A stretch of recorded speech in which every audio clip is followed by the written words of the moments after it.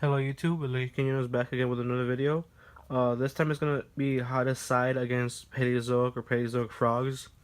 Um, that matchup is kind of iffy because of course all the back row they run.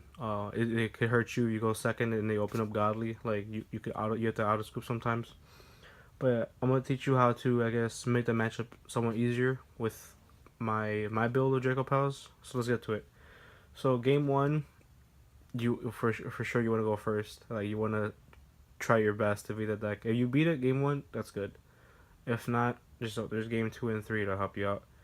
But preferably you want to win game one because then if you lose game two, you still got game three, right?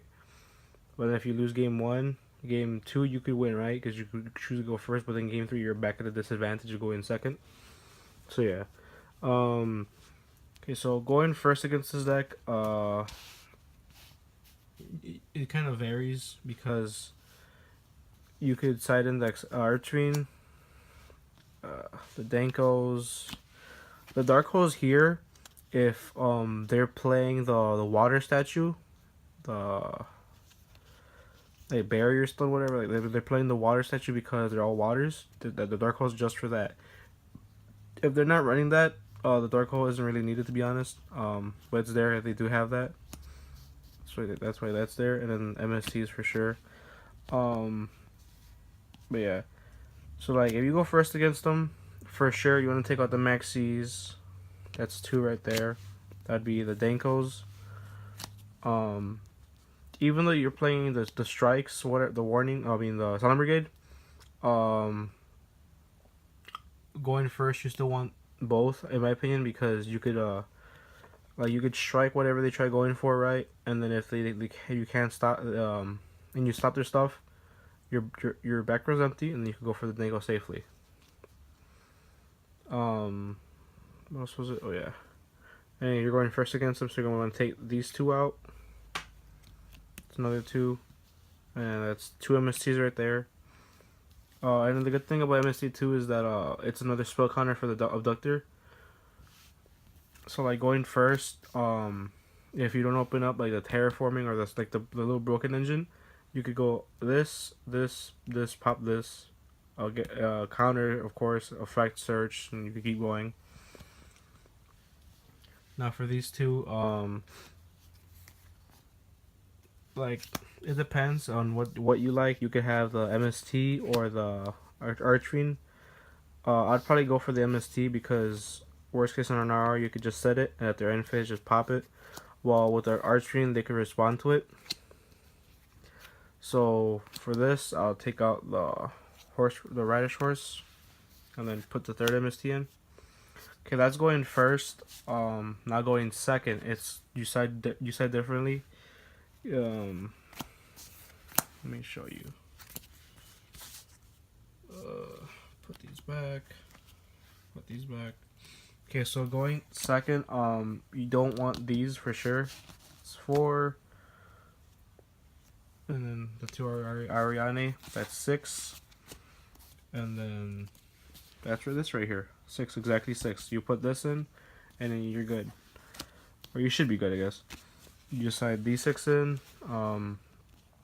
So you don't have to worry about drawing your traps. You just Danko immediately.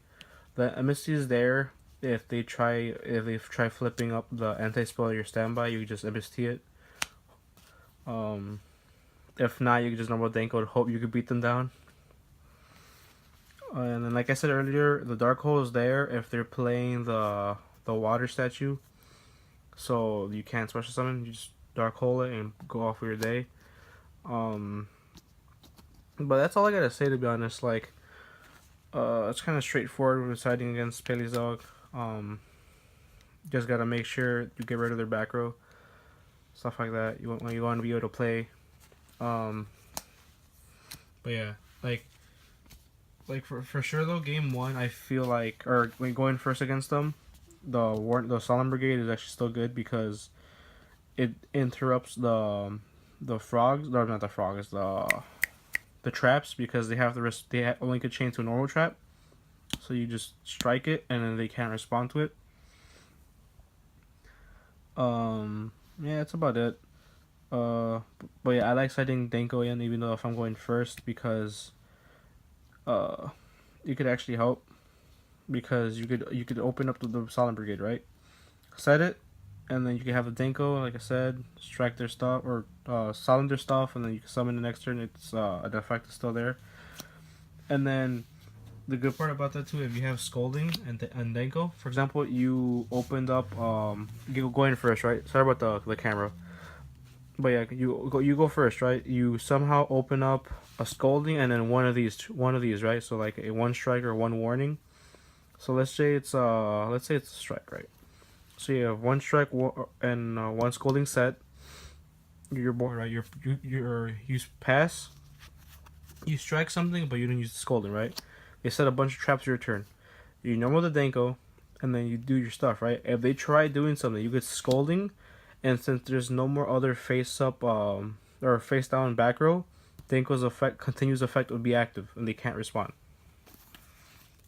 Just some little, I guess, hacks or tricks right there with the Danko. I used to love doing that when Danko used to be a lot more relevant back in the day, like Danko dolls, whatever. But yeah, that's about it, guys. Hope you enjoyed. See you in the next video. And the next video is gonna be about setting against heroes. Okay, see you then.